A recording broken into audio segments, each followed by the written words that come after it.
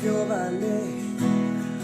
ယနေ့ချင်းသူအဖြစ်ဖြစ်သွားလို့ပါသက်ဆိုင်ဖို့ရအခုမသားလေးနောက်ဆုတ်သွားမှာပါ